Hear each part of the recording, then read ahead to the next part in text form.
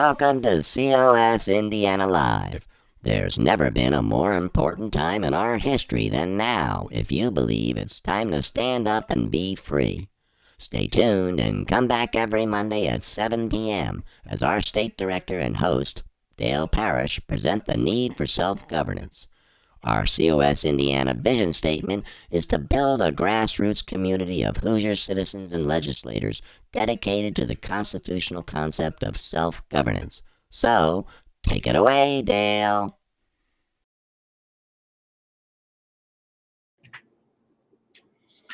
Good evening, everyone. Thank you, Maringo Mike, for that introduction. Welcome, everyone, to our broadcast this evening. Well, we had a bit of a scare, my guest tonight. We had a problem, a little problem right there at the very end, but we got it straightened out. She made it on, and she's ready to come on. Now, I want to announce again that we are live streaming our broadcast now on our YouTube channel, COS Indiana. So for those of you that don't use Facebook or prefer some other means of viewing our broadcast, you now have another option, and that's to watch the live streaming on our YouTube channel, COS Indiana. So I want to make that clear to you as to that, where that now is available. Let me go through then the segments of our broadcast so that you understand what's going to be happening tonight during the broadcast. Our first segment is what we call the topic of discussion. Now, sometimes we do a panel discussion. Other times we'll perhaps bring on a guest. That is my preference, actually, is to bring on someone from our leadership group here in Indiana to introduce that individual to you and for you to get to know what that individual does and what their duties are within Convention of States here in Indiana. Other times we'll bring on perhaps a person from our national group to introduce that individual to you. But tonight we have one of our super volunteers, Debbie Stewart, will be bringing to you another chapter in constitutional literacy. Debbie's been doing this for some months now and will continue to be doing this from time to time. We try to get her on at least once a month, and I believe in October she's scheduled for October 19th, I believe, to come back and give us another chapter. So we always enjoy these, but so we'll be bringing Debbie on very soon here for another interesting chapter in constitutional literacy. Now, our second segment, once Debbie is completed, will be the informational segment. In this segment, I bring up my PowerPoint and share some general information with you about our operation here in Indiana, Convention of States. Also give you a few numbers on how we are performing, which I might say we're doing very well, by the way. But that will be in the second segment. Then in the third segment, I try my best to recognize our viewers this evening. And if you are a viewer, feel free to make a comment or ask a question in the chat section. And like I said, I'll do my best to recognize you and get your question or comment on the screen so that we can address it as best we can. The last segment is what I call the invitation segment. Here I'll wrap things up for the evening, kind of wrap up our broadcast.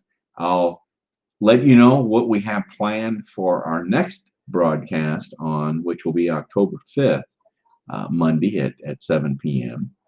And then, just as it says, the invitation, then I'm going to invite you to join us here in Convention of States in Indiana and get involved, hopefully, but at least join in and become a supporter. So anyway, those are the segments that we will be dealing with tonight in our broadcast. So without further ado, let me bring up super volunteer. Oh, you are too kind, Dale. Why you laugh? Why do you laugh? You are a super Super volunteer. volunteer. Wow. But hi, Debbie. So glad you could make it tonight. I alluded a little bit to the scare that we had, but you've heard me say this: technology is wonderful as long as it works, and sometimes, sometimes it doesn't work the way we think it should. So anyway, but anyway, we managed to get through it, or you did, and you got the problem straightened out, and here you are. So this topic tonight, tell us about it, because this is so timely. The freedom to assemble peacefully. The key word being peacefully. It is, yeah. So take it away, Debbie. Okay, so this is episode 12 in Michael Ferris's book, Constitutional Literacy. And so the objectives, just so that we can understand, is we want to understand what is meant by freedom of association. And secondly, we want to recognize how organizations' ability to set their own standards for membership has been eroded by the Supreme Court and their subjective standards. And so we're going to first talk about what does that originally mean. But before we do, just a couple terms. Compelling governmental interest is a term that means an interest of the highest order. It's a very important governmental interest, and that's going to work into the decisions on some of the cases. And the second term is freedom of association, which is the right of the people to assemble peacefully together with whomever they will to consult for their common good. So they shouldn't be questioned why they're meeting or who they're meeting with. As long as they're doing it peacefully, and they're meeting for their common good. So we have that right. Every American citizen has the right to assemble peacefully, or as we now call it, freedom of association.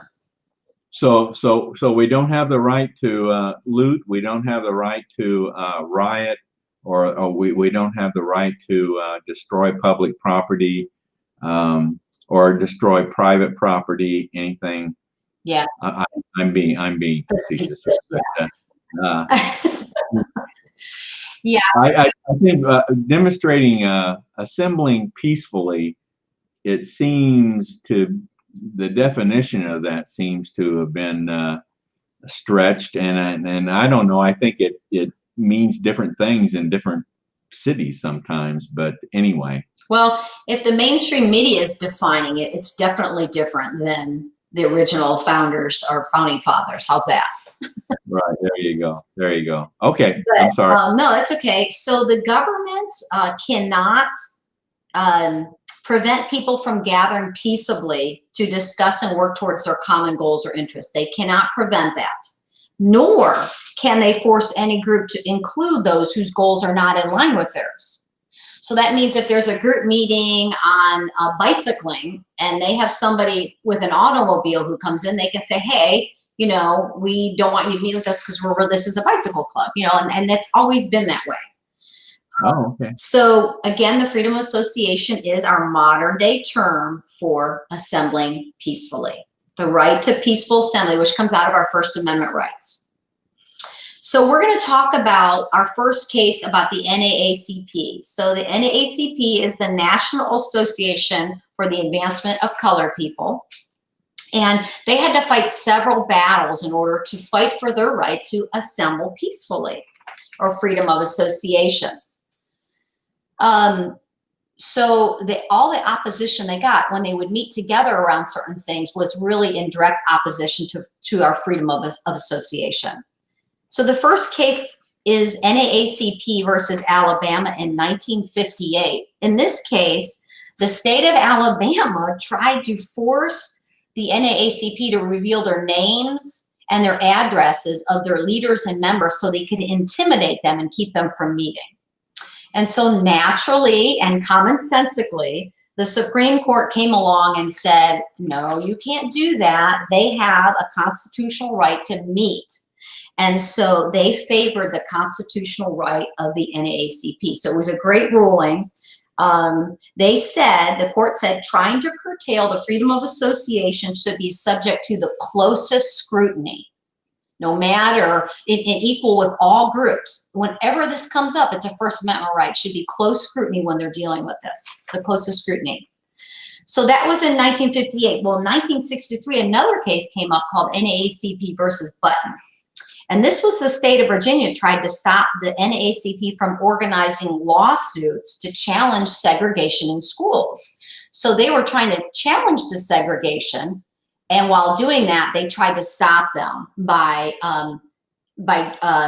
challenging them. Okay, so again, the Supreme Court stepped in and gave us common sense, good ruling, and said, you know what, organizations can join for political and civil rights purposes. So there were two examples where the Supreme Court came in and they ruled constitutionally. Now, more recent, we had the JCs and the Boy Scouts. Well, the JCs are really, it's for young men. They teach them leadership skills. And so, of course, their membership is going to be young men, right? They exclude older men and they exclude women. So in the case Roberts versus the United States JCs in 1984, the state of Minnesota said that the JCs were violating the state law that said that if you use a public place of accommodation, you can't discriminate while you're in that place. And so they basically said that they were discriminating against older men and women, so they sued them. And in this place, in this time, in this situation, the Supreme Court ruled against the JCs. And this is what they said. They said there should be no real burden to admit women.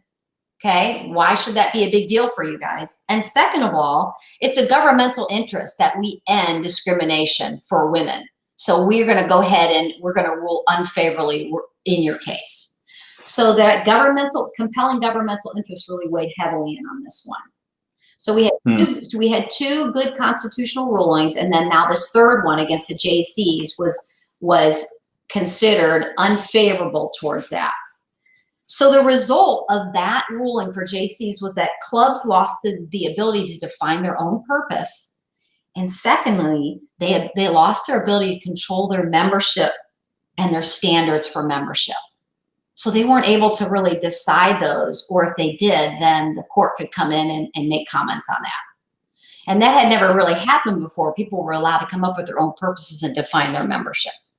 But face it, we're living in a culture now that it's interesting too. In the cancel culture that we're living now, nobody can do anything on their own or they're discriminating against somebody else. So men's groups have to include women, women's groups have to include men, older have to include younger. And so the whole point of getting together for your, whatever that interest is you have, kind of gets nixed because you're able to include everybody in on that. So we're kind of defeating the whole point of having groups to peacefully assemble for certain purposes. So then in the year 2000, we had another case come up, Boy Scouts, of America versus Dale.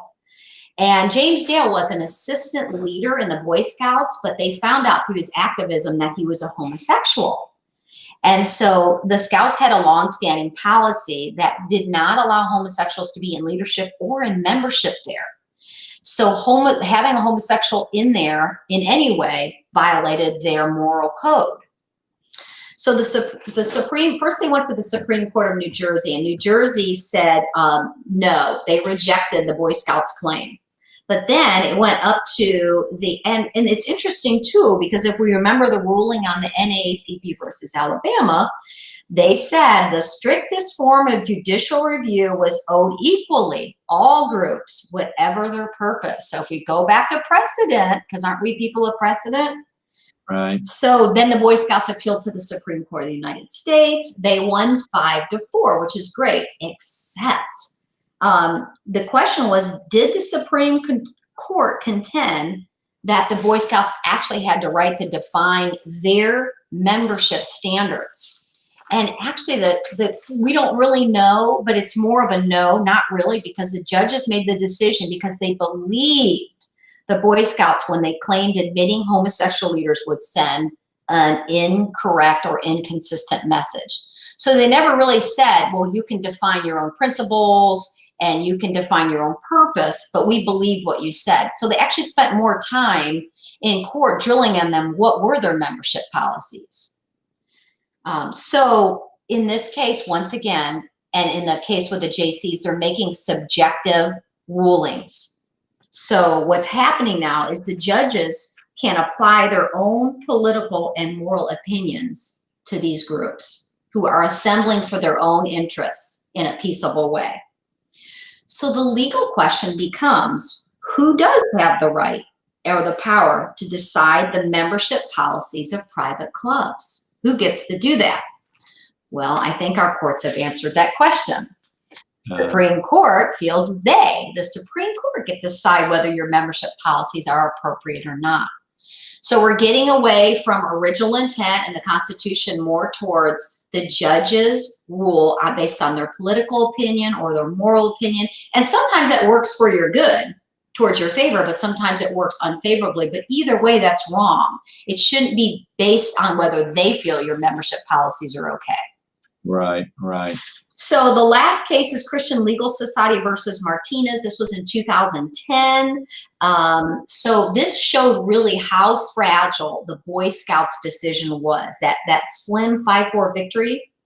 A law school out in California named Hastings Law School required all the student groups to be a student organization. They had to sign a non-discrimination pledge that said they would not discriminate against religion or gender.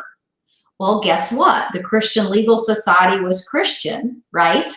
And they didn't believe in homosexuality. Oh, well, I'm sorry, it wasn't gender, it was religion and sexual orientation. Sorry about that. Yeah. Well, the Christian Legal Society was both Christian and they didn't want homosexuals to be in their membership base. So they were refused, the Christian Legal Society was refused recognition by the law school as a student group.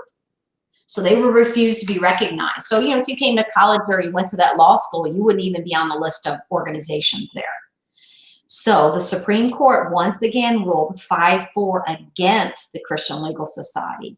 And they said, you, the Christian Legal Society, you have no constitutional right to be recognized as a student group. So now we went from freedom of association on equal footing, no matter what the cause, whether it's political, economic, social, religious, or whatever, being able to assemble peacefully for your own interests, not hurting anybody else, to now where the Supreme Court is making subjective decisions on whether you can or you can't.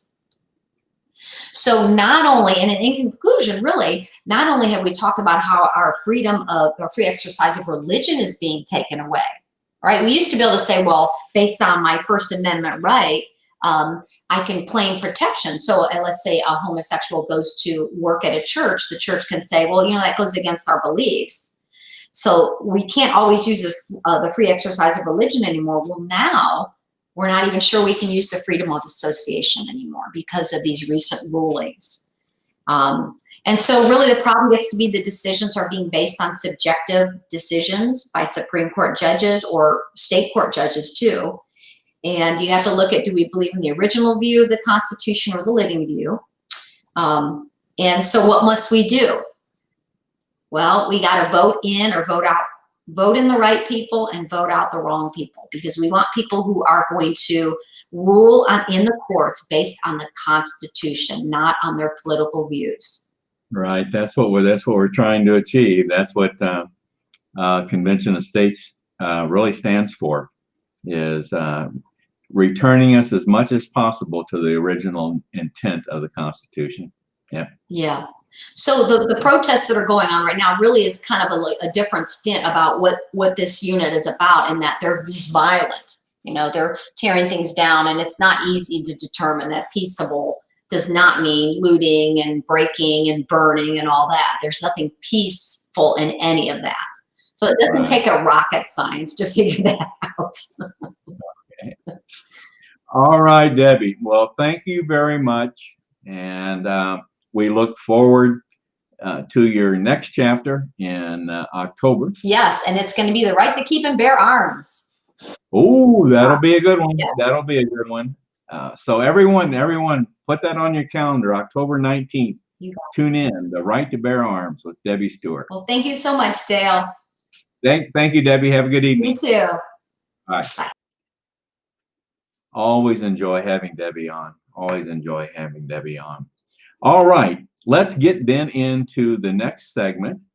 We went just a little over time on that segment, so we'll, as best I can, I'll take some shortcuts here as best, like I said, as best I can. I'm going to bring up the full screen view there. Hopefully that'll help you see what each slide a little bit better. Vision statement, once again, build a Hoosier grassroots community of citizens and legislators dedicated to the constitutional concept of self-governance. This vision statement is going to change for 2021, but for right now, this is what we're using. Our mission statement is basically to meet with all of our state legislators, talk to them about Convention of States, grow the grassroots to 52,000 supporters, and I'll give you some numbers on this in just a minute or two here. Resources that we have available to us here in Indiana, our national website, conventionofstates.com. This is you'll hear us make reference to this website frequently. Embedded in the national website is our state website page, conventionofstates.com/Indiana. Social media platforms. Facebook is our main platform. This broadcast is being brought to you through our state Facebook page, Convention of States Indiana. We also have a YouTube channel, COS Indiana, where we're also live streaming the broadcast. But also, the YouTube channel is also an educational resource for everyone. We have some narrated PowerPoint presentations. We have recordings of our broadcasts. And we also have links to a podcast that our legislative liaison, Paul Phillips, does called the Free to Be Free podcast. So whenever Paul does a new podcast, we always put a link there so that you can easily access his podcast. They're excellent podcasts, I might say.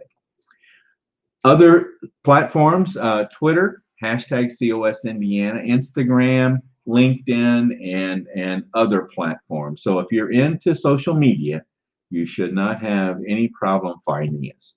Some quick numbers. In 2019, we surpassed 41,000 supporters here in Indiana. Been growing tremendously in the state. So we set in 2020, we set our goal at 52,000. Well, I'll tell you right now, at our September state leadership conference call, which we conducted just a week ago, I reported that we were already at 51,000. So we're going to easily surpass this goal of 52,000 in 2020. And we're already talking about a very aggressive goal for 2021. And I'll be presenting that to you in probably another month or so. Leadership, we have about 80 individuals in leadership at one level or another. Some of the leadership positions require very little time, very little commitment, but others require quite a bit more. But we have about total people, we have about 80 involved in leadership. And if you want to get involved with us, the very first step to take is to go to the national website, conventionofstates.com, open an account, sign the petition. That will make you a supporter. If you want to get involved in perhaps a leadership role, click on the menu selection, take action, and scroll down to where it says become a leader and look at the different positions that we have. Now, pay close attention to the time involved or the estimated time involved, because you're the only one that knows how much time you have to devote to us. So we would welcome you to do this, take this step. We're always looking for more people to get involved with us. Convention of States basics. We won't go into detail on these, but these are the three tenets that our program is based upon nationally as well as here in the state. The problem, the solution, and the plan. The problem we've defined into three basic areas where we believe the government where there's a problem we believe that exists. The solution is, of course, to conduct a convention of states for the purpose of proposing amendments to the Constitution that would address the problem areas, and then our plan to bring this all about. So if you go to the website, conventionofstates.com, click on the menu selection resources, there's all sorts of information there for you to learn more about this. So the Convention of States basics. All right, let me come back and we'll take a look at the viewers that we have tonight, and don't see anyone on the screen right now. So if we have viewers tonight, which I'm sure we do, no one is speaking out. So, all right. So that will then, we will then go to the final segment, which is, I like to bring this quote up in our final segment. But our next broadcast, I want to let you know what's going to happen on our next broadcast. It will be next Monday evening at 7 p.m., which will be October 5th. September is about over with, and we're already getting into the month of October. So on October 5th, we're going to be bringing on one of our new region captains, Richard Loken. And we're going to bring Richard on and introduce him to you, let you get to know him. Like I said, he's a new region captain. He's also taking on the role of education coordinator going into 2021. This is something that we decided at our strategy meeting very recently. And by the way, you'll be hearing more about the strategies that we have set forth for 2021. And we'll be talking more about those each month now, between now and the end of the year.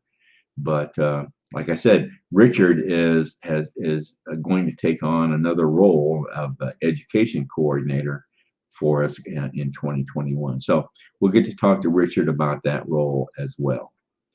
So that's what is going to be happening next week on our broadcast. For tonight, I want to once again close out saying, you know, and this is I always like to use this quote. This is from Mark Meckler, our president.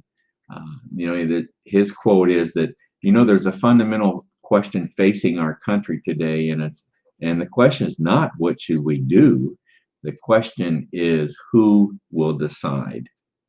And we in Convention of States believe we, the people, should be making more and more of these decisions.